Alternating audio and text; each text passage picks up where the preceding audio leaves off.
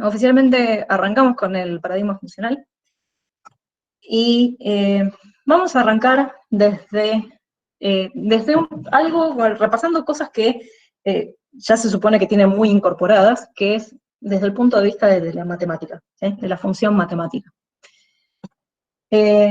Y vamos a tratar de repasar un poco qué es una función en matemática. Acá pusimos un ejemplo muy, muy sencillo, en donde tenemos una f de x que es igual a x por 2, ¿sí? Que duplica la entrada.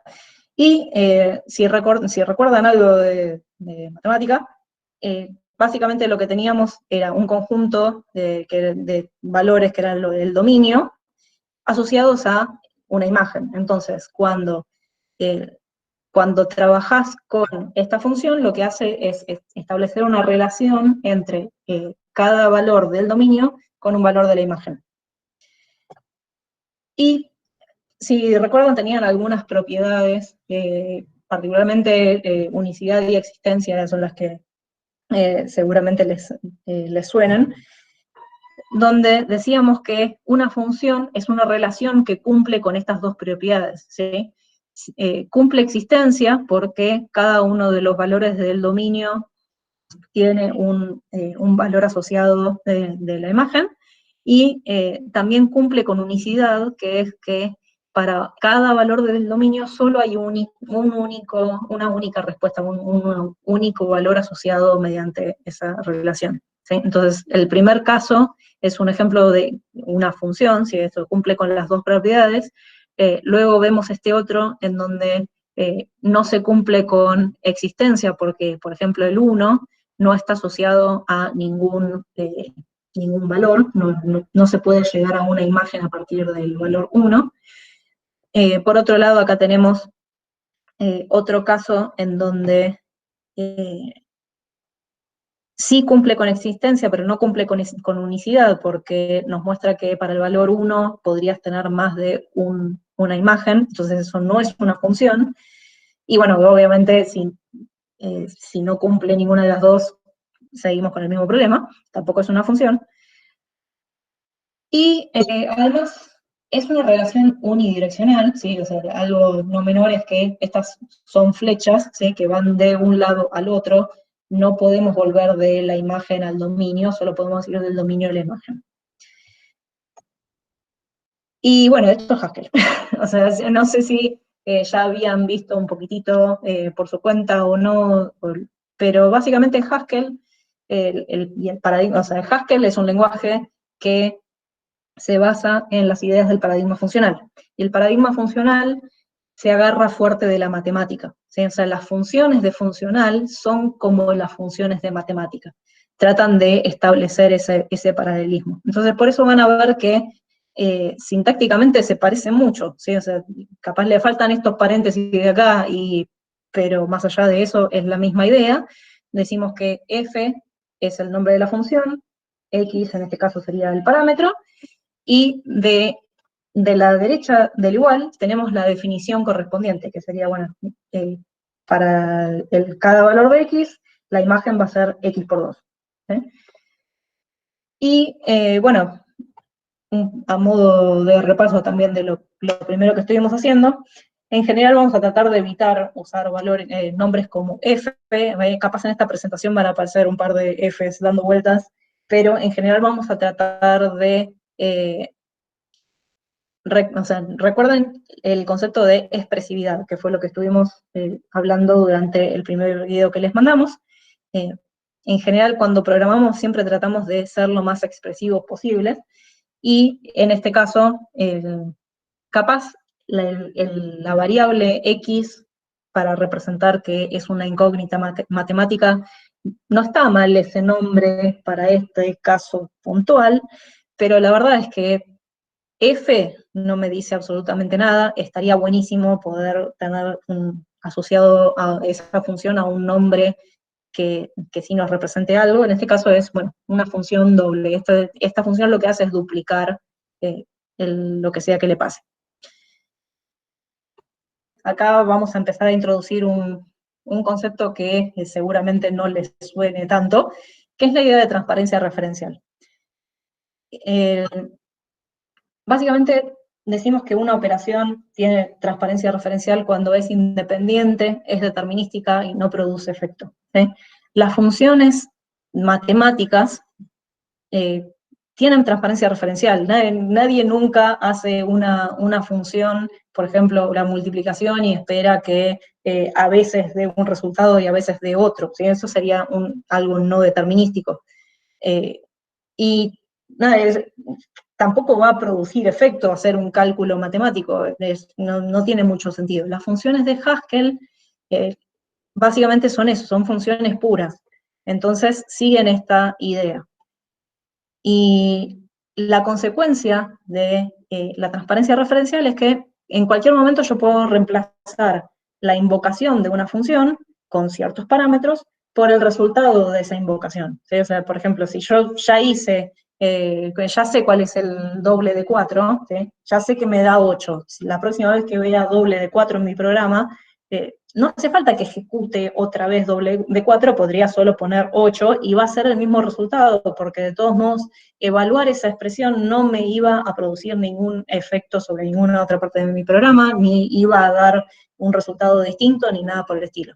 Y el resultado solo depende de los parámetros, con eso nos referimos con independientes, ¿sí? Y acá les ponemos un pequeño contraejemplo. Parecido a lo que estábamos viendo en el primer videito, supongamos que queríamos hacer una función SPAR en C, ¿sí? Y esta función lo que hace es recibe un número, se fija si ese número es par, y por algún motivo, que no me importa, pero bueno, algo que está pasando acá, es que en caso de que sea par, está incrementando una variable que tenía por ahí. Entonces cada vez que la llamo, además de decirme si eso no es par, ese número que le pasé, está produciendo un efecto, ¿sí? Porque está cambiando el valor de esos pares encontrados. Entonces, esto es un contraejemplo, esto no cumple con tener transparencia referencial, ¿sí? Porque en este caso está produciendo un efecto.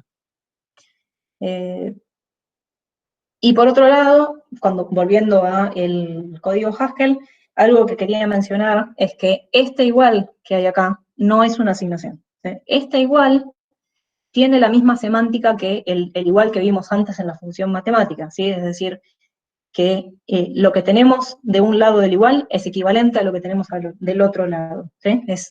Pueden ser usados de la misma forma, nada más, no dice otra cosa, es esto se define de esta forma, son equivalentes, no es una forma de cambiar el valor de algo ni nada por el estilo. Las funciones puras, vamos a estar diciendo que es eso, ¿no? Que no producen ningún efecto, solo dependen de sus parámetros, es como una función de matemática.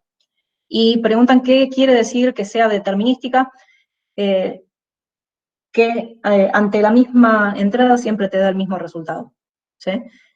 Por ejemplo, algo que es no determinístico por definición es un random, ¿sí? Que cada vez que evalúas un random te da una cosa distinta, eso no es determinístico, ¿sí? Pero saber cuál es el doble de un número, eso sí debería ser determinístico. Si me da cosas distintas a veces, eso no está haciendo lo que debería. Bueno, avancemos. Bien. Y vamos a hablar un poco de tipos. Volviendo a esto que teníamos acá, teníamos la función doble, ¿sí? Que es equivalente a esta definición de matemática, y si recuerdan, en matemática a veces hacíamos esto, que es decir, que la función f va de z, en este caso eran los enteros, entonces va de los enteros a los enteros, ¿sí? Y en Haskell tenemos una notación similar para establecer cuál es el dominio y cuál es la imagen de una función. Esto que les voy a mostrar ahora, esto ya es sintaxis de Haskell, entonces podemos decir que la función doble tiene este tipo, recibe algo de este tipo, retorna algo de este tipo, ¿sí? Y esto que está acá es el tipo de la función. Entonces, cuando nosotros definimos una función, decimos, bueno, por ejemplo, doble de x es esto otro, y le decimos doble, dos puntos, entero en entero, está diciéndole a Haskell, mira que esta función doble tiene este tipo. Si le pasás algo que no es un entero, te va a chillar porque vos le dijiste que esto tiene que ser un entero. Vamos a hablar un poquitito más adelante sobre qué cosas se pueden hacer respecto al tipar funciones, pero en principio vamos a mantenernos con esa idea y vamos a seguir profundizando sobre cuestiones de tipado un poco más en esta clase y sobre todo más en la clase que viene. Y otra cosa es que, obviamente, en Haskell podemos trabajar con cosas que no son números. No necesariamente vamos a trabajar con números solo porque vengamos de, el plano de las matemáticas, no quiere decir que solo trabajemos con números. Entonces, en este caso se plantea, bueno, suponete que tenés una función longitud palabra, que ahora mismo no me importa la definición, por eso quedó el punto, punto, punto, pero que se comporta de esta forma, ¿sí? O sea, dada una palabra, te dice la longitud que tiene. Nosotros en Haskell podríamos decirle que esto es una función que, dado un string, te retorna un entero. ¿Sí? ¿Alguna duda sobre esto? O sea, esta es la idea básica de dominio de imagen, pero desde un punto de vista de tipos. Bueno, voy a darle la palabra a Nahuel, que está muy callado. Sí, no sabías interrumpir, Ana. Eh, bueno, ahora me vino al pelo que empecemos a hablar de tipos, porque quería un poco profundizar en qué llamamos tipo o qué es un tipo. Y cuando hablamos de tipo, a lo que hacemos referencia es a un conjunto de valores y a un conjunto de operaciones en donde puedo aplicar dichos valores. Eh, si avanzamos, este, por ejemplo, ustedes ya conocen algunos tipos. Por ejemplo, está el tipo booleano que tiene los valores true o false. Estos valores son finitos, no hay más. Y tiene un conjunto de operaciones que puedo hacer con esos valores. Por ejemplo, el not, que me lo niega. Ahí vemos el and, el or, que son la conjunción y disyunción lógica. Eso podría ser un tipo de dato. Otro puede ser los números, dependiendo del lenguaje y todo. Pueden que estén los enteros o los flotantes. Por ahora quiero encasillar en números a todo eso, que tiene valores, que en este caso son infinitos, ¿no? El 1, el 2, el 3, bla, bla, bla, bla. Y tengo operaciones que puedo hacer sobre esos valores. Suma, resta, multiplicación, división. Mod, que es el resto de la división. Even, que me dice si un número es par o no. Son todas funciones. Si vemos las operaciones, son funciones que se le aplican los valores. Bueno, ya vimos los strings, que también son infinitos, cualquier string, algunas funciones con strings, y hay un caso particular, no particular, pero que me gustaría resaltar, es que recién nosotros estuvimos, o la jefa estuvo mostrando, que las funciones también se tipan, ¿bien?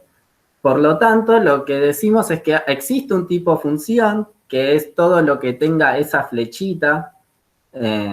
Recordemos que el tipo de la función está determinado por el dominio y la imagen, entonces todo el conjunto es el tipo, o sea, de tanto en tanto, ese sería el tipo de función. Y acá, en el tipo función, ¿qué valores tenemos? Y bueno, tenemos justamente funciones. Por ejemplo, el not, que si bien es una operación para los booleanos, para el tipo función va a ser un valor, porque es justamente una función. El not, por ejemplo, iría de bool a bool, de booleano en booleano. El even iría de número a booleano, ¿bien? Dado un número me dice si es booleano. Fíjense que todas esas funciones que ahora están en valores, not, even, head, son todas funciones que van de algo en algo. ¿Bien? Y lo bueno es que Haskell las trata como valores también. Entonces, como un poco a donde empieza a hacer ruido y quiero como abrir un poco más la cabeza es en tratar de ver a esta función como un algo, no solo algo a donde le paso parámetros, sino como un algo en sí mismo. Y de las operaciones que podemos hacer con las funciones, la ideal, la que siempre vamos a usar es la aplicación. Y después está la composición que vamos a ver en otro lado, pero me gustaría concentrarme en la aplicación, ¿bien? ¿Qué significa aplicar una función? Ahora sí. aplicar una función no es más que pasarle los parámetros a una función. O sea, simple. Bien, ahí tenemos la función longitud que hablábamos y ahí tenemos algunos ejemplos de cómo es que se aplican. Es simplemente poniendo el espacio y el parámetro. Recordemos que acá Haskell trata con espacios, bien, tanto para declarar los parámetros como para usarlos, bien, como para pasarle los argumentos. Acá vemos también que hay dos tipos de funciones, por cómo lo maneja Haskell, que pueden ser prefijas o infijas. Las prefijas primero va el nombre, como imod, primero va el nombre de la función y después los parámetros, y esas las prefijas, perdón, y las infijas están en el medio. Lo importante ahí es, y bueno, y hay unos truquitos para cambiar de uno al otro, lo importante es ver que el más es una función, ¿bien? O sea, no es algo raro, es una función como cualquier otra, solo que generalmente lo metemos en el medio de los parámetros, es una función de 2 parámetros, al igual que mod, y con paréntesis lo puedo hacer prefija. Esto de pasar de prefijo a infijo mucho no lo vamos a estar haciendo, es más un chiche, pero me gusta remarcar que capaz que el más no parece que sea una función porque está ahí como en el medio de los 2 parámetros, y en realidad es una función, solo que tiene una notación infija, se le dice. Sí, sí, lo único que quería acotar sobre esto es que eventualmente estos truquitos van a ser simpáticos, nos van a poder ayudar un poquitito para hacer algunas cosas, pero ahora mismo no es algo por lo que deban preocuparse, solo queríamos mencionar que es algo que se puede hacer, y bueno, lo que ya dijo Nahuel, que tanto las infijas como las prefijas son funciones, no hay ninguna diferencia, solo es una cuestión sintáctica de cómo se escriben y esas cosas. Bueno, acá tenemos un pequeño ejemplito de esta idea de errores de tipos, ¿sí? Así como recién estábamos trabajando con las funciones aplicándoles valores que eran efectivamente del tipo que esperaban, acá lo que tenemos es, bueno, ¿qué pasa cuando las usamos mal, ¿no? O sea, si teníamos nuestra función longitud que espera un string y le pasamos un string, nos dice que la longitud es 4, pero si vamos y le pasamos un booleano, Haskell nos va a tirar un error que eventualmente con un poco de amor se puede interpretar, pero lo que está diciendo ahí es que hubo un error de tipos, ¿sí? Que le pasé un booleano, pero esperaba otra cosa, esperaba un string, ¿sí? Entonces, algo que vamos a ver es que si usamos las funciones con valores de tipos incorrectos, eso no va a funcionar, ¿sí? Sí, lo que termina pasando es que no ejecuta, y en el caso de que el error esté dentro de su programa, tampoco va a cargar el programa. Haskell, si encuentra un error de tipos, la queda ahí, no es que carga la otra parte del programa. Así que tengan en cuenta eso, si dentro del archivo hay un error de tipos, el archivo no se va a cargar en la consola. Eso que menciona Nahuel es súper importante, por eso, bueno, también una de las gracias de usar el entorno del Visual Studio Code configurado de esta forma es para que puedan detectar errores de tipos de forma temprana, porque si van y escriben todo su programa todo junto, que nunca es una buena idea, pero entiendo que para quienes todavía están arrancando y todavía no están acostumbrados a trabajar en desarrollo en general, es una tendencia que suele haber. Van y escriben todo, y después tratan de ejecutar todo junto y hay 30.000 millones de errores. Entonces el VS Code lo que va a tratar de hacer es marcarles puntualmente donde hay errores cada vez que guardan en su archivo, independientemente si lo ejecutan o no lo ejecutan, los errores de tipo se los tiene que poder marcar. Entonces eso era uno de los objetivos del TP0, es que tengan el entorno que los ayude para detectar de forma temprana errores de tipos. También aprovecho para comentar que esto de los errores de tipos que hace Haskell también son herramientas que tiene Haskell para ayudarnos a detectar errores tempranamente, ¿no? Todo este set de herramientas que estamos hablando de Visual Studio o por qué la lección de Haskell, es un poco también como práctica del desarrollo de software, ¿no? Tratar de detectar problemas temprano y que no explote cuando esté todo en producción, decimos, ¿no? Que cuando esté andando. Bien, perfecto. Bueno, ahora que ya que estamos viendo esto de aplicación, a mí me lleva, o sea, de aplicación de funciones, a mí me lleva un poco a pensar en expresiones.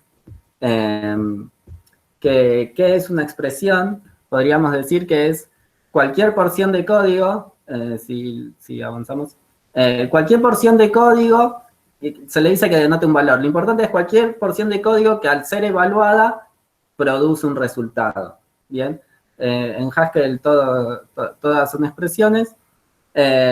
Básicamente donde vamos a encontrar las expresiones es o en la consola o en el cuerpo de una función, ¿bien? En el cuerpo significa ahí a qué decimos que es equivalente. Ahí, esos son los lugares en donde aplicamos las funciones, o sea, donde las vamos a usar. Y me gustaría un poco ingresar el término este de expresión. Si pasamos a la siguiente PPT vamos a ver algunas expresiones posibles. Por ejemplo, 4 puede ser una expresión, o sea, yo lo puedo poner en la consola. Longitud, que es la función que teníamos por ahí también. Y longitud hola también. Y me gustaría ir viendo, por ejemplo, el 4 es un valor, ya de por sí. No tiene ninguna magia y es de tipo entero. ¿Bien? Ahí no hay ninguna magia. Ahora, longitud es una función, pero por lo que vimos recién, eso del tipo función, también puede ser visto como un valor. Bien, si se acuerdan en el cuadrito anterior, que teníamos varios tipos, el último era un tipo función y un valor de un tipo función es una función. Entonces, longitud así sola, si bien es una función, también puede ser visto como un valor y su tipo es de string a entero. Bien, me da un string y me devuelve un entero. Y ahora me interesa remarcar este longitud hola, donde ahí no es un valor, sino que lo que estoy haciendo, estoy aplicando una función, ¿bien? En toda esa expresión longitud hola hay una aplicación de función, y que toda esa expresión es un int. O sea, longitud ahí ya dejó de ser una función porque se le aplicó el parámetro, y eso ya es el resultado, que es equivalente a 4. Entonces, para mí en este grafiquito lo que me gusta es ver la similitud entre 4 y longitud, que son valores que tienen distinto tipo, muy radicalmente distinto, porque uno es una función y otro es un entero, y la similitud que hay entre 4 y longitud hola, porque ambos expresan el mismo valor, ¿bien? Ambos, al ser evaluados, llegan al mismo valor. El 4 ya está en el 4, pero la longitud, al ser evaluada, en algún momento llegará al valor de 4. Por lo tanto, esas dos expresiones son equivalentes. Tienen el mismo tipo. Bien, entonces, como conclusión, cuando definimos una función a partir de su tipo, lo que vemos es que los parámetros van a ser del tipo de entrada de la función, y que el cuerpo de la función es una expresión que denota el tipo de salida. O sea, tiene que ser del tipo de la salida de la función. Ahí length palabra, si bien hace falta pasarle la palabra, o sea, longitud tiene que ser aplicada y palabra va a terminar de ser un string, cuando se termine de resolver todo eso, de ahí va a salir un entero. De eso estamos seguros. Si continuamos. Y bueno, y lo poco interesante para mí de esto, pero que es lo que termina de darle a entender eso, es cómo hace para pasar de longitud hola a 4, que es a través de este proceso de reducción, que eso, yo digo que es poco interesante porque eso es justamente lo que hace Haskell, que la forma que tiene de llegar ahí es nada, ir haciendo reemplazos a través de este símbolo de igualdad que significa equivalencia, ¿bien?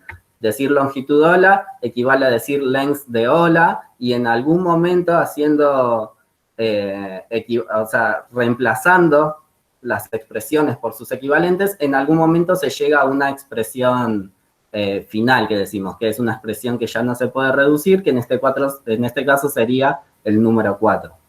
Esta parte la verdad que no es interesante porque nosotros lo que nos vamos a ocupar es en armar bien las funciones, o sea, en crear las funciones que necesitamos y en aplicarlas correctamente. Y el resto se va a encargar Haskell, ¿bien? De llegar al resultado final a través de reemplazos. ¿Dudas? Entonces, sobre este, capaz que este tema creo que es el que más el más disruptivo con respecto a lo que veníamos viendo, tal vez ya con la base matemática.